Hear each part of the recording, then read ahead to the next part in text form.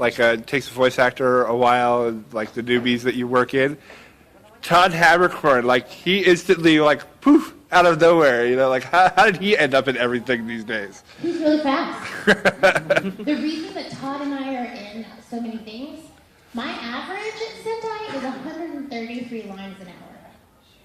Wow. The industry average is 30 lines an hour. That's why I work so much. Like I keep telling people, I'm like, I wish I could say it's because I'm the best voice actress ever. I don't think that. I think it's because I'm really ridiculously fast. I'm like a dubbing machine. And so is Todd. We're like the two dubbing machines. We go in there and it's like, all right, cool, moving on. Well, I'm like, and Todd's crazy because when I directed him on Holic, he's the one that taught me how to get faster. It's like the walls are grumbling. It wasn't for this nasty green slurping. He taught me, I learned to get faster because of him, because when we worked on Holic, he would do this crazy stuff. He would read pages and pages at a time, and at the end I'd be like, all right, dude, slow down. The engineer has to put all of this in the face. Like, chill out. But he would go, hold on, let me catch these few. Number 38, blah, blah, blah, blah, blah, blah. Number 42, because there's a line number for each line. So he would go back to things he had done 30 minutes ago and was like, that was a flap short, I need to do this again.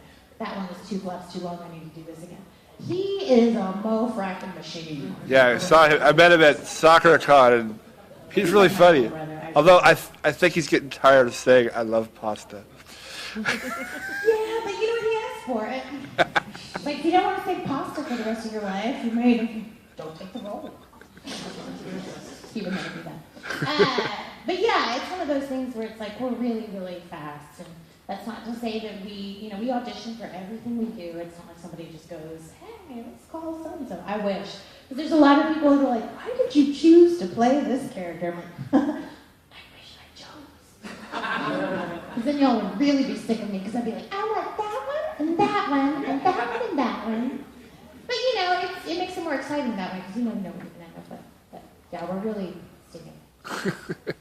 Sometimes I wish it would slow down a little. Like, it's almost gotten too fast in some respects, where it's like, I wish we did, back in the day, like let's say Excel Saga or Noir, it took us like a year to record those. And that was 26 episodes. And I think I told you guys this in another panel, but there was a week where I was down in Houston, and I did Campione, which is a 12-episode show, Kokoro Connect, which is a 12-episode show, and another show that hasn't been announced yet, which is a 12-episode show. Did all of them in 60 hours. Yeah. Thanks. Sorry, I didn't start the clap. I think that's ridiculous. Because honestly, I wish that we'd been able to spend more time on it. You know what I mean? But it's just not the state of the industry right now. Like, we have to get it out because we don't want people to pirate stuff, and the faster it gets out, the faster you guys get to see it, and there's no lagging. You know, there used to be years before a title was announced and then it came out. So now, especially with Sentai, man, I go in there and I dub something, and 2 weeks later it's on the street. I'm like, holy crap, how do they do that? I don't even know. They're like magical. Wendy. So many.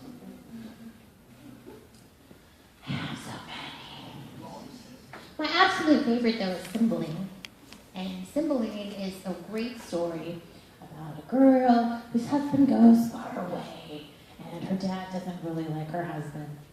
And so she runs off because she's being harassed by this man named Yakmo, who really, really digs her, and she's not into him because she loves her husband who's really far away.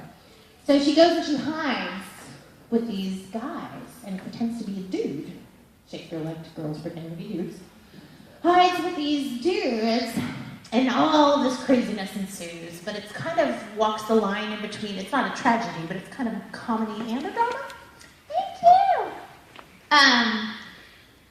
But it's a great show, and I love it, and I've done it several times. In fact, that's how I found out about Jason having the keychain and all that. I played Imogen in Cymbeline, and he played Yakmo, the creepy guy that wanted to get in my pants. It was weird. But yeah, so it was great. There's a movie coming out next year of Cymbeline, actually, and I think it's Dakota Johnson and somebody else, one of the CW guys or something. But hopefully it'll be good. Not all Shakespeare-related films are good, so fingers crossed that one will be really good. Other than that, I really love Taming of the Shrew. I think it's a lot of fun. I just don't want to play Bianca next time. I want to play the shrew.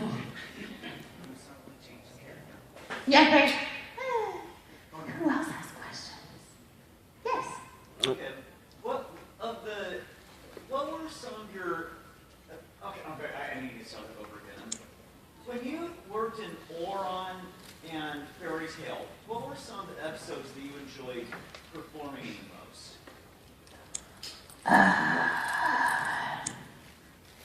Well, with Oron, I really liked Renge's introduction. That was a lot of fun. You know, she's like talking to her dad. She's like, I'm off, and the big plane comes through, and you see the whole Kyoya thing and the Ookie Dookie Memorial, whatever. That was a lot of fun. For Mira Jane, I'd have to say her fight with Frady was my favorite, because I got to beat up my boss, John Bergmeyer, and that was fun. And I got to do that huge transformation scream, which is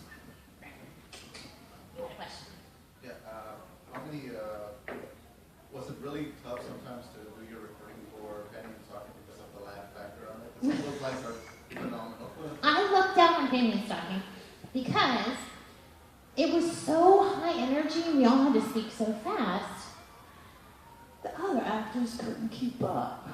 They could only record 3 or 4 hours at a time, so like, because it was draining. But I play all of these characters that are like, blah, blah, blah, blah. I play all the Genki characters, so to me it was like, oh, she's just another Genki character, whatever, this is cool. So I would go in first, because Colleen's like, well, you could do more than 3 hours at a time, so let's figure it out. So I would giggle because Chuck was the only one that came in before me. So I've heard more of Chuck than anybody has, because when he was mixed, like when the whole thing was mixed, he kind of falls into the background and you don't get to hear him as much. Ian Sinclair did some hilarious things as Chuck that I'm afraid are just kind of lost. Excuse me, that wasn't wrong name. But yeah, so he was in there, so it would make me giggle every once in a while. But the other guys got it worse, because I would come in and record my stuff, and then they'd come in after me and they're like, oh my God, Monica said that? Holy crap. I think Joel's was the most funny, because he came up to me just totally white in the face with his eyes all big. I was like, what's the matter? He goes, I couldn't even say my line. I was like, why? And I was like, because a suit, and I'm not going to say the word because it's a real bad word, starts with the C, ends with a G. But he's like, before I said my line, he kept going, why are my weapons being such effing C's? And he's like, I just couldn't stop laughing. I was like, sorry. So yeah, it was fun, but I had a lot of people coming up to me going, are you okay with this? I mean, are you sure you're all right, or do we need to step in? I'm like, curse too, it's okay. You know, like I guess it's so shocking to hear it in my voice that people were really worried about my safety and well-being. And I'm like, I realize it, but I am a grown woman. They didn't hire a 13-year-old to do that. Like, it was silly. It sounds like it. Right, it sounds like it, but I go through that a lot, though. There's a lot of people who are like, how could they make that child do that? I'm like, grown woman, just sound like a kid. Sorry. Who else has questions? Yes. Could you do the Shino voice from Chaos Head for me? Chaos Head. Oh, Chaos Head. I don't even remember Shino. Aww. Chaos Head. Remind me of what Chaos Head is. It's, I have vague memories. Caitlin directed it. Oh, she did? I did not know that. I remember that, and I vaguely remember my character. That might be the only one that I don't recall off the top of my head. Do you have any other character that I've done? Because I probably know that one better. Chaos Head. I know I was in it, but I just can't remember. Can't see her. The only other one that I can think of right now, I just can't think of her name. Because you did AKB 0048. Yuga.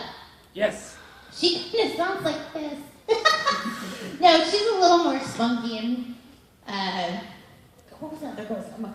Orine! Hey, Orine, I'm gonna be an AKB 0048! Yeah! That one was so fun. Y'all know what AKB 0048 is, right? It's this big Japanese pop group. And so when the show came, we were like, sweet, we're gonna get to sing! This will be fun! And they were like, no, you don't get to sing. We're gonna keep them in because because we want them to go buy the AKBs or the 48, which is great, but it's so weird because you'll have us talking, and then all of a sudden